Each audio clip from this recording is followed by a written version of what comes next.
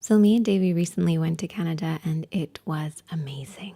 But I wanted to be able to wear a soft glam look every day because that's when I feel at my best. But I also didn't want to waste too much time getting ready or needing to get up early just to do that. So, my plan was to wear the same makeup style every day for a month. And this just helped to speed up my application because I was constantly doing the same look over and over again. And this meant that I didn't have to even think about it. I could chat to Davey about our plans for the day and almost go on autopilot. And for someone with brain fog, chronic fatigue, joint pain, this is so helpful.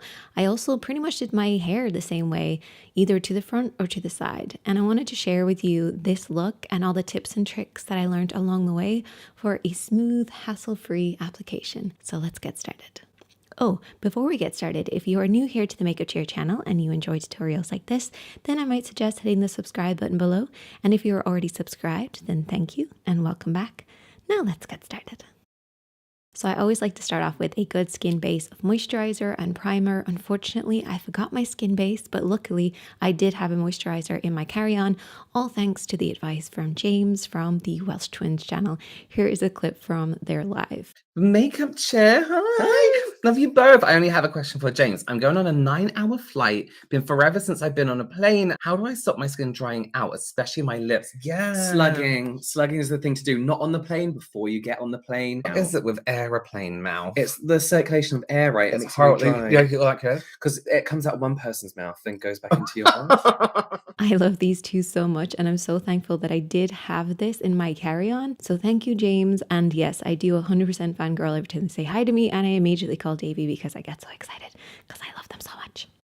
Moving on, I have my moisturized base, and the first time-saving tip that I have for you is to get yourself a palette and to lay everything that you plan on using for your first few steps. Now, this will do a few things. 1, you won't forget a step because it's right in front of you. 2, you won't have to keep reaching for your products in and out of your bag, which saves time. And 3, you will work a little quickly because you don't want your products drying out. So here I have my Peach Brightener Concealer, which is kind of like a corrector, a concealer about half a shade lighter, concealer that matches my skin tone, and then my eyelid primer. I'm going to start with the eyeshadow primer, and this is going to do one of two things. It's going to create a blank canvas for us to work on because it's slightly tinted, and this will then camouflage any natural discoloration that we might have on our lids that everybody has. The other thing that it does, it's going to give our eyeshadow something to hold on to so that it lasts longer. The skin on the lids is actually very thin, and so it doesn't have the same gripping power that the rest of the skin might have. Now, the older I get, the drier my lids are getting. So I do use a damp sponge sometimes just to press over the primer. This kind of shears it off and it takes some of that weight away. Because if you notice that as you're applying your eye makeup, your eyes are looking a little heavier, sagging a little bit more, it could just be that your eyeshadow primer or the products that you're using are kind of weighing down your lids. Now, if you want a more detailed video on that, definitely let me know. It's for the more mature skin. Another time-saving tip that I have is to use a double-ended brush. So I can apply a sheer layer of the primer on my lid, but then the other side is kind of a fatter, thicker type of brush, which is great for pressing in the product as your finishing step. This is great if you have very sticky eyelids after you apply your primer and your blending isn't great, because you do want a smooth base to help with your smooth blend. Now, if you don't want to do this, you can also apply just a sheer layer of a matching eyeshadow as a base before you continue with your blending.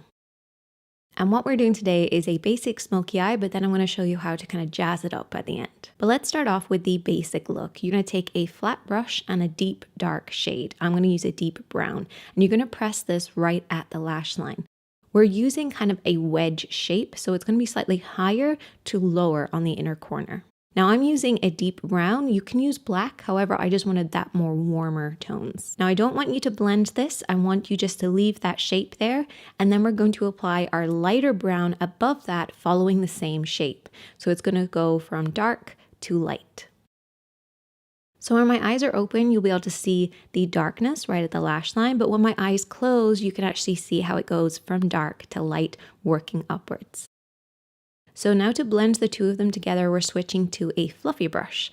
And what you want to do is just want to sweep over and back to blend and blur these two shadows together. Now I'm holding the brush right in the middle of the handle. This is going to give us a little less pressure, a little bit more movement, and we're going to glide and blend from dark to light together. Then I'm going to take a matte medium tone. You can just grab your favorite bronzer even, and you're just going to apply this into the crease of the eye. sweeping over and back, starting on the outer edge and blending all the way towards the nose. So I'm creating more of a round shape with a slight lift on the outer edge. So once we have our 3 shadows on there, we're then going to take it to the next level. I'm going to take a cream to powder eyeshadow in a deep brown on a pencil brush. Now the reason I'm using a pencil brush is because I want a sheer application. If I wanted a deeper look, I would use a flat brush and press this onto the lid. However, I want a sheerer look, so I'm using a pencil brush. Think of a pencil brush like a flat brush and a fluffy brush. If they had a baby, then you would get a pencil brush. And you might say, Sinead, why aren't we just using this from the beginning? And you can. This is called 5-second eyes for a reason, because you just apply it and blend and you're good to go. However, I like to have the different depth underneath of the deep dark brown, the medium, and then sort of that bronzy tone, just shaping the eyes a little bit more. And that just gives it more of a polished, finished look. And you can also stop before this step if you want a very soft, smoky eye. It's totally up to you. To finish the eyes, I'm going to apply mascara and some falsies. Now, I was going to get eyelash extensions before I went. However, I was really sick in the lead up to our trip, so I didn't get them done. But luckily, this product is so amazing for getting your eyelashes on. It just makes it so easy. It's a mascara glue for those of us who like to apply lashes underneath, which I've been doing for years. And honestly, it takes half the time than the regular application. So I was really lucky that I had this. I love this. It's awesome. If you want a video on it, definitely let me know, because I am obsessed with this application. Moving back onto the face, I'm going to correct under my eyes using that peach concealer. Conceal around my brows, because I've said before, foundation doesn't hold to the skin around my brows for some reason, so I need the drier texture of a concealer to give me a little bit more hold. And I also concealed and brightened any other areas on my face that I needed to, but I didn't overblend because I like to do that with my foundation.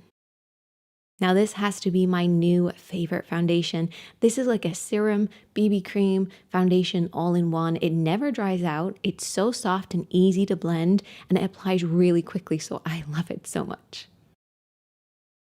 Once I applied that, I then went in and fixed up my brows. Now, I didn't do too much to my brows while I was away because I tinted them before I left, and this made a huge difference and was such a time saver. Tinting your brows means that you really only need to use brow gel and you're good to go. And I tint mine probably about once every 6 weeks. Setting spray is next, and this is going to hold the brows in shape a little bit more while also setting the foundation. Because this foundation is so glowy and doesn't dry, it can grab hold of powder and make it look a little bit patchy. So a setting spray basically creates a full veil of the same setting power all over. It also doesn't dry out the skin, which keeps that kind of lightweight, airy kind of feel and just keeps that nice glow for my dry skin in particular.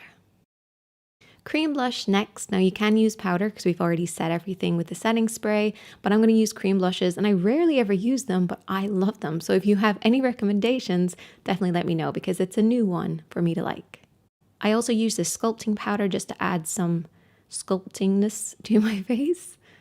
I love this so much. It feels like a cream, but it's a powder.